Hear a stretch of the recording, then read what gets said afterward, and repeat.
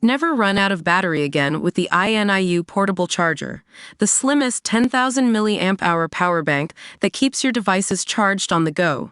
Stay powered up wherever you go. Click the link in the video description to shop now on Amazon.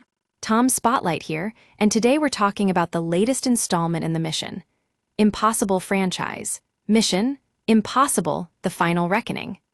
Now, I have to wonder if this one really is the final bow for Ethan Hunt, but let's dive into what makes Tom Cruise's performance so compelling. So, the story picks up where Dead Reckoning left off, with Ethan Hunt learning he has to stop Gabriel from gaining control of the AI known as the Entity.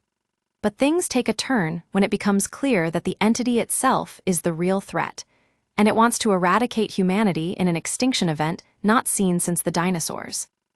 You can't help but notice how this plot echoes some familiar sci-fi thrillers, like Marvel's Avengers, Infinity War, or even Terminator movies. It seems like the filmmakers have taken a deep dive into dystopian science fiction, and while it keeps things grounded, you can't shake off the feeling that we've seen it all before. One thing that caught my eye is how Ethan Hunt becomes a kind of quasi-Christ figure in this story. I mean, think about it. He's forced to make an ultimate sacrifice to save humanity, and it's hard not to see some Christian undertones there.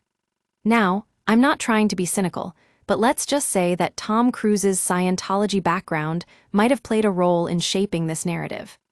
Speaking of which, the mind meld scene between Ethan and the Entity is pretty interesting.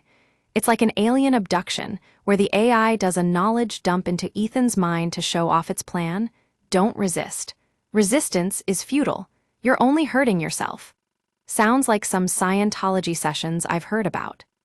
But what really gets me is how convoluted the Entity's motivations are. I mean, why nuclear Armageddon? Why not just educate humanity and show them the error of their ways?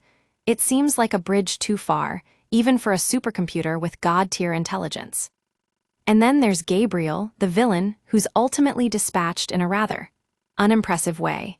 He was built up as this crafty foe, but his defeat feels like a total letdown. Despite all its flaws, though, Mission Impossible: The Final Reckoning still manages to hold your attention. It keeps a serious tone, even if it overstays its welcome at times. And let's be real, Tom Cruise is always fun to watch, and he saves the day once again. So there you have it, folks, my take on Mission Impossible: The Final Reckoning. Let me know in the comments what you thought of this one. Did it live up to your expectations?